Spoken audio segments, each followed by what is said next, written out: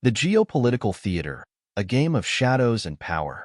In the complex and often opaque world of global geopolitics, the public is frequently fed narratives that serve the interests of a few rather than the many. The recent interview with Colonel Douglas McGregor sheds light on the intricate web of power that underpins the global order, particularly in relation to the United States and its involvement in the Middle East. What emerges is a disturbing picture of a world where genuine leadership is supplanted by figureheads who serve the interests of powerful financial elites, and where the real stakes of international conflicts are often hidden behind a facade of well-choreographed theatrics. The illusion of leadership. The notion that the United States lacks genuine leadership is not new, but it has gained renewed relevance in the context of recent global events. Historically, the U.S. has often been seen as the leader of the free world, a beacon of democracy and a champion of human rights. However, this image has increasingly come under scrutiny as the true nature of its leadership is revealed.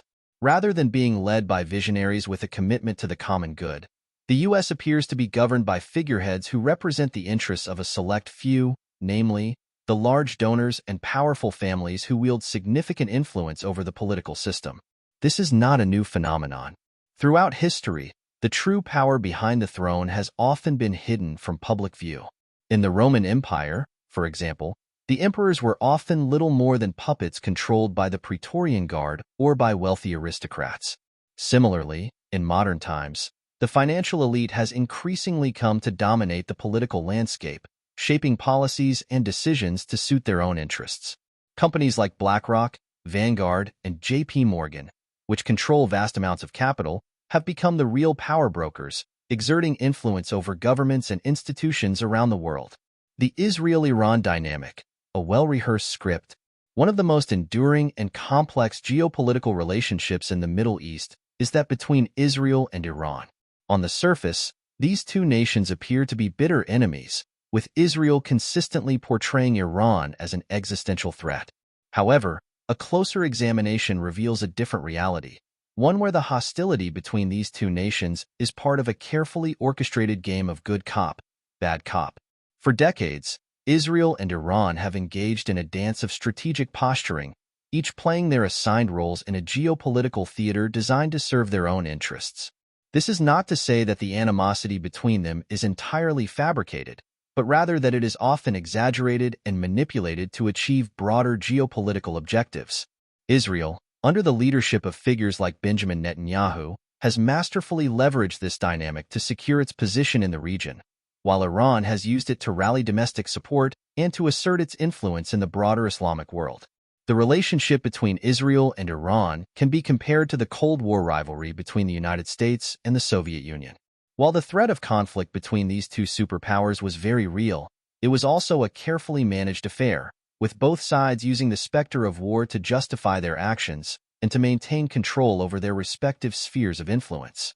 Similarly, the Israel-Iran dynamic serves as a convenient tool for both nations to achieve their strategic goals, while keeping the region in a state of perpetual tension.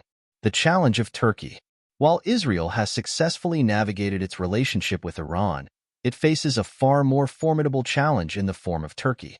Under the leadership of Recep Tayyip Erdogan, Turkey has emerged as a regional power with ambitions that often conflict with those of Israel.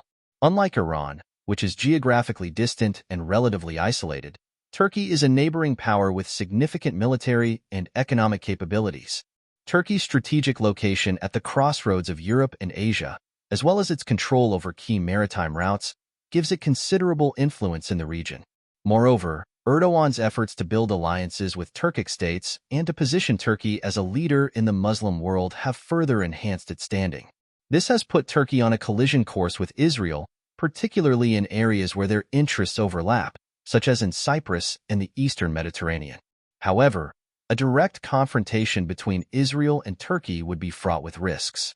Israel's attempts to exert influence in Turkey, as it has done in other countries, would likely face significant resistance. The memory of Eli Cohen, the Israeli spy who infiltrated the highest levels of the Syrian government in the 1960s, looms large in the minds of Turkish leaders who are wary of similar tactics being employed against them. In this context, Israel would be better served by seeking cooperation with Turkey rather than confrontation. Despite their differences, the two nations are not natural enemies, and there is a history of collaboration between them, particularly in the field of intelligence. Turkish intelligence agencies, for example, have historically placed greater trust in Israel's Mossad than in the CIA, reflecting a pragmatic approach to their relationship. The Wag the Dog scenario. The narratives that dominate the media are often part of a larger geopolitical strategy designed to distract and manipulate the public. The concept of wag the dog, where a minor issue is exaggerated to divert attention from more significant problems, is increasingly relevant in today's world. The constant drumbeat of impending conflict, whether it be between Israel and Iran, the US and China, or Russia and NATO, serves to keep the public on edge and to justify ever-increasing military expenditures. This strategy is particularly beneficial to the military-industrial complex, a term coined by President Dwight D. Eisenhower to describe the powerful alliance between the military, defense contractors, and government officials. The military-industrial complex thrives on the perception of constant threat, which justifies the allocation of vast resources to defense spending. In turn, these resources are channeled to companies like Lockheed Martin, Raytheon, and others, which are often controlled by financial giants like BlackRock and Vanguard. The ultimate beneficiaries of this system are the powerful families and financial institutions that control the levers of power. These entities, much like the central banks, operate with a level of secrecy and influence that far exceeds that of elected officials. The result is a world where decisions that affect millions are made behind closed doors, and where the true motives behind wars and conflicts are often obscured. Conclusion: a world in the shadows.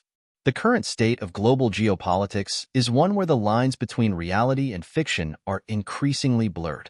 The narratives presented to the public are often little more than a facade, designed to conceal the true nature of power and control. Leaders who appear to be in charge are often mere figureheads, serving the interests of a select few, while the real decisions are made by those who operate in the shadows. As the world teeters on the brink of new conflicts, it is crucial to remain aware of the forces at play and to question the narratives that are presented as truth. Understanding the true nature of geopolitics requires looking beyond the surface and recognizing the intricate games being played by those who wield real power. In this world of shadows, the only certainty is that things are rarely as they seem.